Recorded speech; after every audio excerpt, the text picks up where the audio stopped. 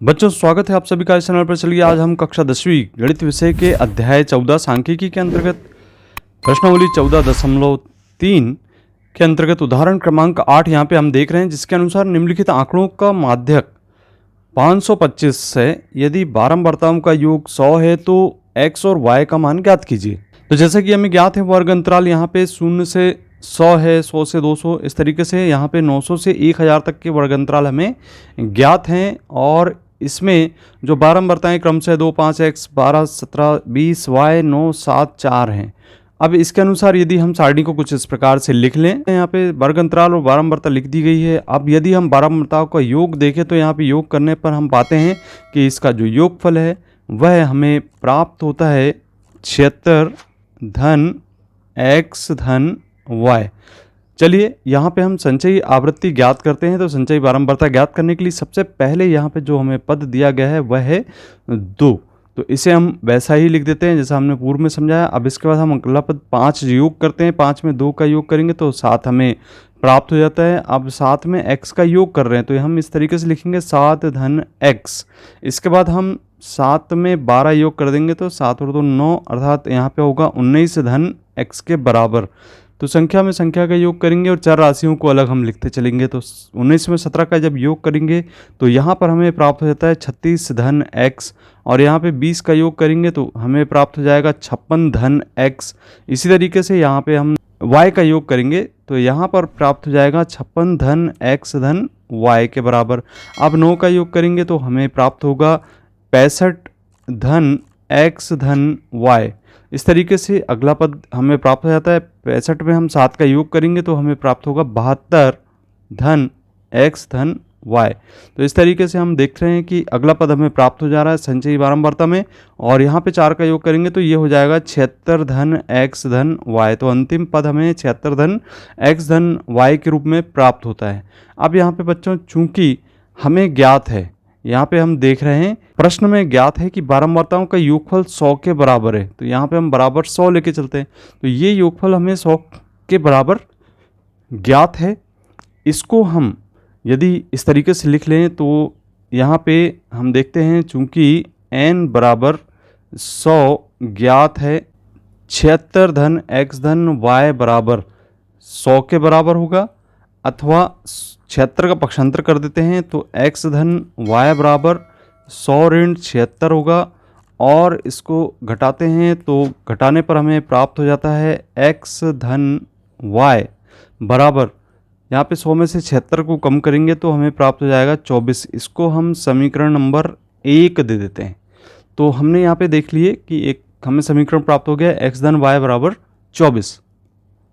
अब चूंकि हमें जो माध्यक ज्ञात है, माध्यक हमें ज्ञात है बराबर है 525 के। तो 525 जब माध्यक ज्ञात है तो यह कहाँ पे लाई करेगा उसको हम देख लेते हैं। तो 525 ये आप सारणी देख रहे हैं, ये हमारा 500 से 600 के बीच की वर्ग माप है। इसके बीच में हमारा माध्यक लाई करता है। इसका मतलब ये हुआ कि जो हमारा संचयी बारंबारता है इसमें हम 56 धन x के रूप में यहाँ पे लेके चलेंगे। और इसके ऊपर वाली जो बारंबारता है वह हमारी CF का मान होगी और इसके सामने वाली जो बारंबारता है वह F का मान होगी। ये हमने सीखा था पूर्व के प्रश्नों में। तो इस तरीके से हम यहाँ पे सभी मान ज्ञात कर लिए हैं। L का मान भी हमें यहाँ पे 500 प्राप्त हो जा रहा है, F का मान 20 और CF का मान 36 धन x हमें ज्ञात हो जा रहा है। तो हम यहाँ से देख लेते हैं कि हमें क्या ज्ञात है। तो बच्चों हम यहाँ पे देख रहे हैं कि माध्यक हमें 525 ज्ञात है। उसके आधार पे हम ये कह सकते हैं कि L का मान 500 है, F का मान 20 है, CF का मान 36 धन x है और H का मान 100 है। अब चूंकि जैसा कि हम जानते हैं तो माध्यक बराबर चूंकि L प्लस n बटा 2 ऋण CF बटा F इंटू H होता है, इसमें हम मान रख देते हैं। तो माध्यक हमें 525 ज्ञात है, यहाँ 525 लिखेंगे। L का मान हमें देख रहे हैं कि यहाँ पे 500 ज्ञात है तो यहाँ लिख देंगे 500। और n बटा 2, यहाँ पे जो n का मान हम देख रहे थे कि हमें 100 ज्ञात है तो 100 बटा 2 लिखेंगे। और ऋण CF का मान यहाँ से हम 36 धन x लिखेंगे। तो यहाँ पे 36 धन की जगह अभी ऋण हो जाएगा, गुणा हो जाएगा ऋण के चिन्ह का। और बटे में f का मान हमें ज्ञात है 20 और इंटू h का मान हमने 100 ज्ञात किया। अब इस तरीके से इसको सरल कर लें। 500 का पक्षांतर कर दें तो 525 ऋण 500 होगा, बराबर का चिन्ह लगाएंगे, 100 में 2 का भाग देंगे तो 50 प्राप्त होगा, 50 ऋण 36 ऋण x हो जाएगा और बटे में यहाँ पे 20 इंटू 100 होगा।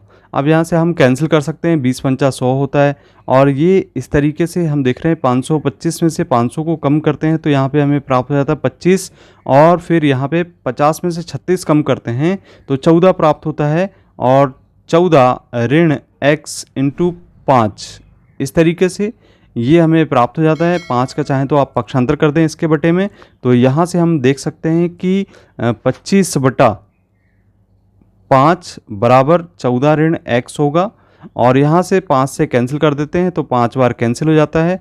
अब इसे हम लिख सकते हैं कि यहाँ पर 5 बराबर 14 ऋण x होगा।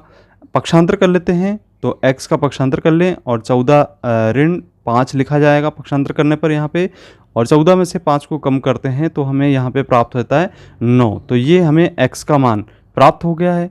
अब यहाँ समीकरण 1 की बात करते हैं तो समीकरण नंबर 1 से, समीकरण 1 में हमें ज्ञात किए थे, आपको याद होगा, तो जैसा कि हम यहाँ पे स्क्रीन पे देख रहे हैं कि समीकरण 1 में आपने x धन y बराबर 24 ज्ञात किए थे। तो यहाँ लिखेंगे हम x धन y बराबर 24 और यहाँ से x का मान रख देते हैं तो यहाँ पे x का मान हमने 9 लिख दिया, 9 धन y बराबर होगा 24 और पक्षांतर कर दें बच्चों तो यहाँ से y का मान हमें 24 ऋण, जैसा कि हम देख रहे हैं यहाँ पे 9 होगा और जैसे ही हम घटाते हैं 24 में से 9 को तो हमें प्राप्त हो जाता है यहाँ पर 15। तो यहाँ से हम देख रहे हैं कि हमें x का मान ज्ञात हो गया है, x बराबर 9 तथा y बराबर 15। तो ये दोनों मान हमें यहाँ पे प्राप्त हो जाते हैं। तो इस तरीके से ये आपको x तथा y के मानों की गणना करनी है। इसी प्रकार के प्रश्न आपको प्रश्नावली में देखने को मिलेंगे और यदि आपने पिछले वीडियो नहीं देखे तो यहाँ पे एंड स्क्रीन पर आपको उसकी लिंक दिखाई दे रही है, आप उसको क्लिक करके ज़रूर देख सकते हैं। इसी प्रकार के कंटेंट से जुड़े रहने के लिए इस चैनल को ज़रूर सब्सक्राइब करें। मिलते हैं अगले वीडियो में, धन्यवाद।